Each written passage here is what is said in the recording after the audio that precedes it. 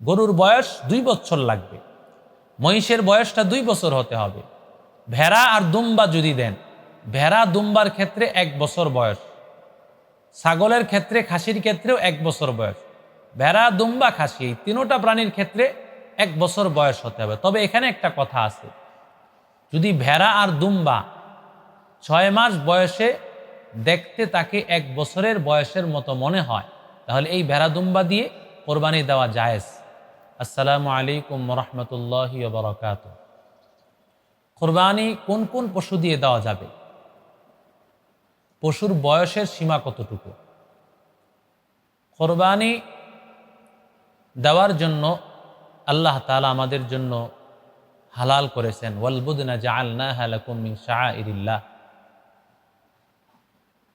ওট দিয়ে দেওয়া যায়, গরু দিয়ে দেওয়া যায়, মহিষ দিয়ে দেওয়া যায়, দুম্বা দিয়ে দেওয়া যায়, ভেড়া দিয়ে দেওয়া যায়। এই সমস্ত প্রাণীগুলো দিয়ে কোরবানি দেওয়া যাবে। ওটের ক্ষেত্রে বয়সের সময়সীমা হলো 5 বছর। ওট যদি কেউ কোরবানি করতে চায়, ওটের বয়স লাগবে 5 বছর। গরু এবং মহিষের বয়স সীমা হলো 2 বছর। মহিষের ক্ষেত্রে আমার অনেক আহলে হাদিস ভাইরা, মহিষ কোরবানি দেওয়া যাবে না, হাদিসের কোথায় পেয়েছেন মহিষ কোরবানি দেওয়া যায়, এ কথা বলে উম্মতের অনেককে এই মহিষ খাওয়া থেকে মানুষকে দূরে রাখতে চায়, বা মহিষকে প্রকারান্তরে তারা হারাম সাব্যস্ত করতে চায়।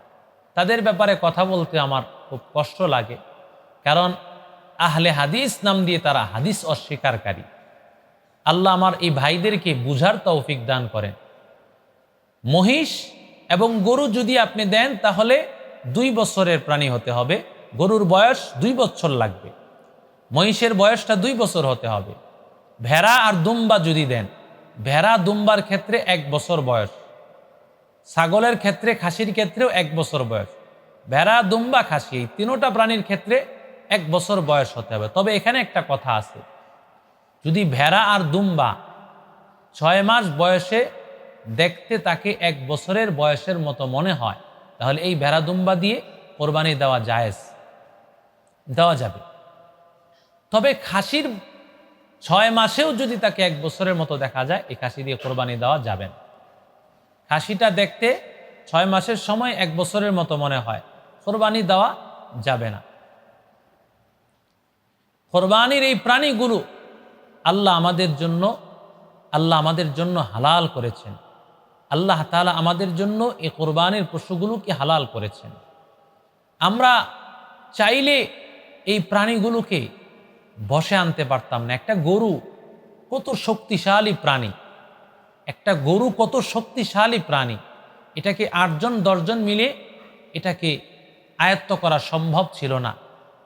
কাযালিকা সাখখারনাহা লিতুকাব্বিরুল্লাহ আলা মা হাদাকুম। আল্লাহ বলেন, আমি এই গরু, মহিষ, ওট, এত বড় বড় শক্তিশালী প্রাণীগুলোকে আমি আল্লাহ তোমাদের বশে এনে দিয়েছি, তোমরা এগুলোকে নিয়ন্ত্রণ করতে পারো, তা আমি আল্লাহ তোমাদেরকে সেই ক্ষমতা দান করেছি, সেই শক্তি দান করেছি, বিধায় তোমরা পারো, না হয় তোমাদের পক্ষে সম্ভব ছিল না। এজন্য আল্লাহর দেওয়া হালাল একটা প্রাণী আমরা আল্লাহর মহাব্বতে, আল্লাহর ভালোবাসায় জবে করব। এই প্রাণীটা, এটারও একটা জান, কিন্তু এই প্রাণীটা আল্লাহ কেন হালাল করেছেন?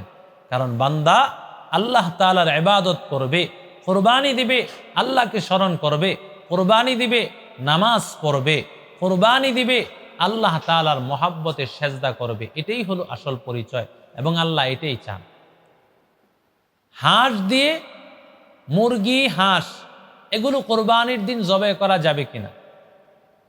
হাঁস মুরগি কোরবানির দিন জবে করা যাবে। কোরবানির এই দিনগুলোতে হাঁস মুরগি জবে করতে কোনো সমস্যা নেই। তবে কেউ যদি কোরবানির নিয়তে হাঁস মুরগি জবে করে, এটা জায়েজ হবে। যে আমি কোরবানির নিয়তে হাঁস মুরগি জবে করলাম, এটা কোনোভাবে বৈধ হবে না। কোরবানির নিয়তে হাঁস মুরগি জবে করা যাবে না। এমনিতে আপনি কোরবানির যে দিনগুলো 10ই জিলহজ, 11, 12, এই 3 দিন আমরা কোরবানির গোশত খাবো, পাশাপাশি হাঁস মুরগি জবে করে সেটার গোশত আমরা খেতে পারবো, কিন্তু কোরবানির নিয়তে দেওয়া যাবে না। আল্লাহ আমাদেরকে বুঝার আমল করার তৌফিক দান করেন। আসসালামু আলাইকুম ওয়া রাহমাতুল্লাহি ওয়া বারাকাতুহু।